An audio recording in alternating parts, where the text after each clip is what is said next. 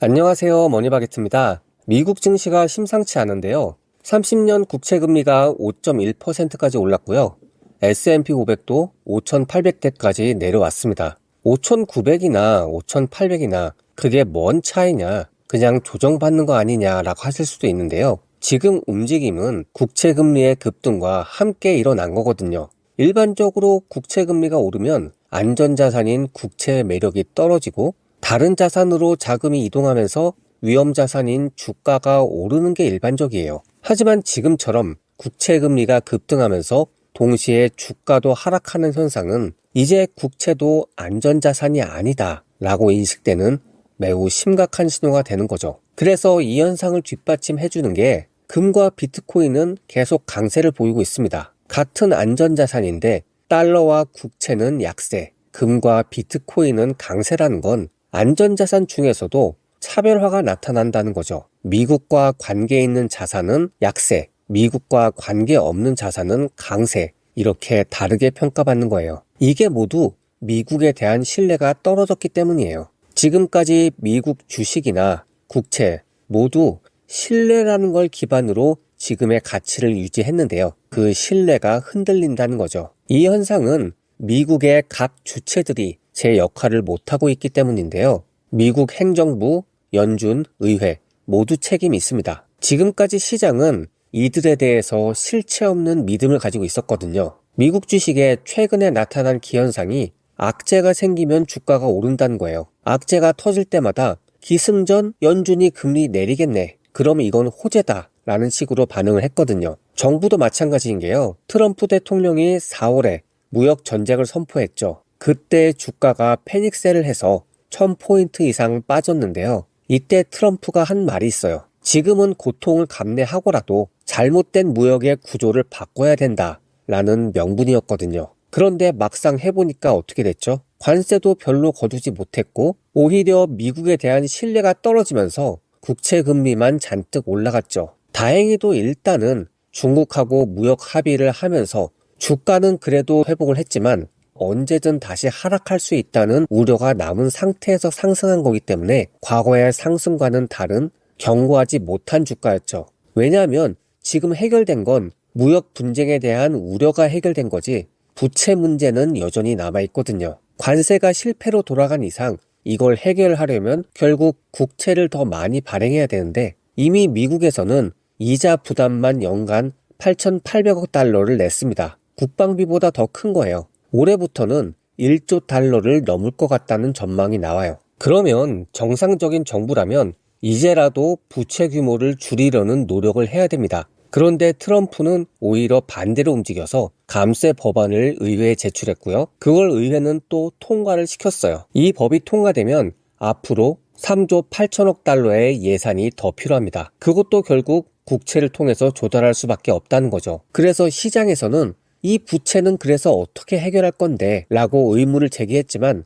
여기에 대해서 답을 못 내놓는 거죠. 이제 7월이 되면 미국 재무부에 남은 현금이 다 고갈됩니다. 2달밖에 안 남았어요. 그래도 연초만 해도 괜찮았던 게 정부가 이것저것 한다고 계속 북적북적 됐으니까 성과를 기대했는데 막상 지금 보니까 성과는 전혀 없고 마침내 무디스에서 미국의 신용등급을 내리면서 결정타를 날린 거죠. 그런데 이때도 미국과 아시아 시장이 다르게 반응했습니다. 아시아에서는 S&P 500 선물 지수가 하락을 했고 국채 금리가 상승하면서 즉시 반응을 한 데 반해서 이게 시차가 있으니까 그 다음에 미국으로 갔는데 다시 연준을 믿는 거예요. 그래, 신용등급까지 내려갔는데 이제 2달밖에 안 남았어. 그럼 연준이 개입을 안 하고 버틸까? 라면서 저점 매수 기회로 삼은 거죠. 이때 미국 개미들이 매수한 금액이 사상 최대치입니다. 그러면서 아시아에서 떨어뜨린 주가를 다 되돌려 놨습니다. 그런데 역시나 이번에도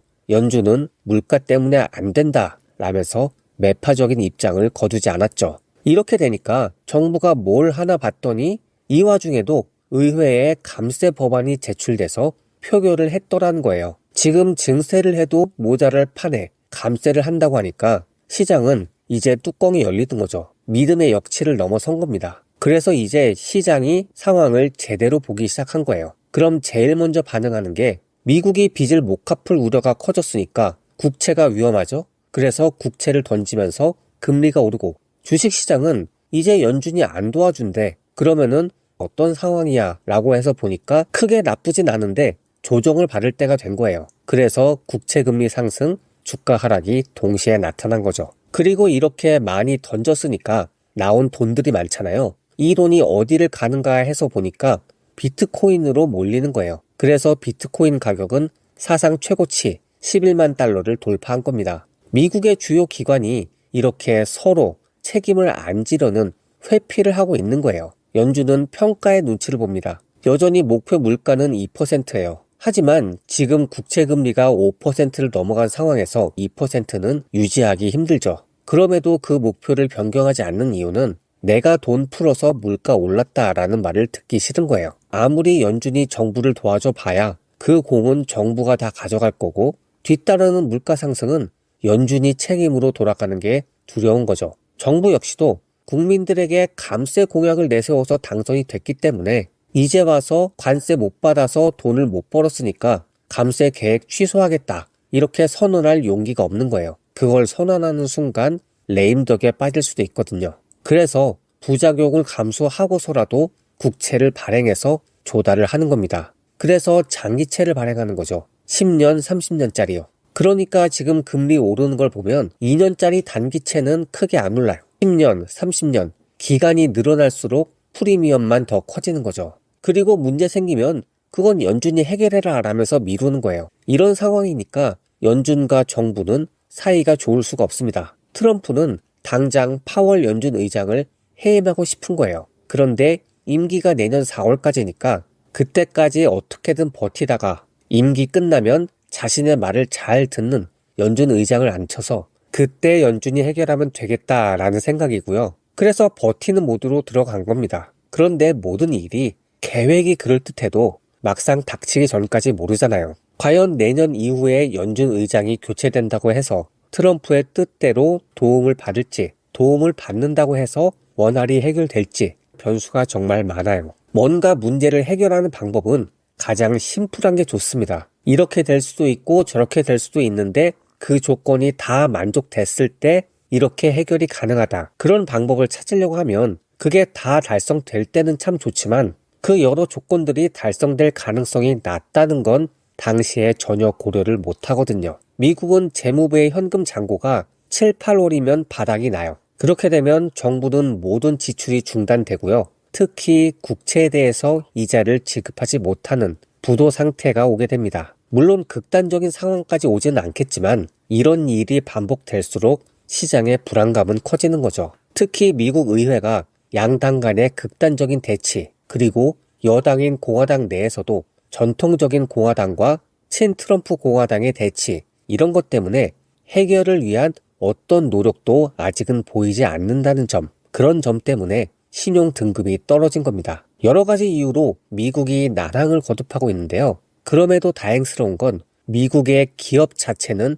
영업을 잘 하고 있다는 겁니다. M7 기업들이 가지고 있는 경제적 해자를 넘볼 기업이 없고요. 실적도 전망도 좋다는 거예요. 그래서 이제부터는 기업의 실적과 내적인 부분을 분리해서 봐야 될 것 같습니다. 일단 원달러 환율이 1,300원대로 내려온 이상 달러 리스크는 어느 정도 시장에 반영이 됐어요. 그럼 이제 남은 건 미국의 정책적 리스크인데요. 이게 주가에 어떻게 반영되는지도 좀 더 지켜봐야 될 것 같습니다. 앞으로 나올 경제 지표, 특히 물가와 GDP를 지켜보면서 미국이 스스로 부채 문제를 해결할 수 있는지 계속 지켜보겠습니다. 오늘 영상 여기까지였고요. 구독과 좋아요 모두 감사합니다.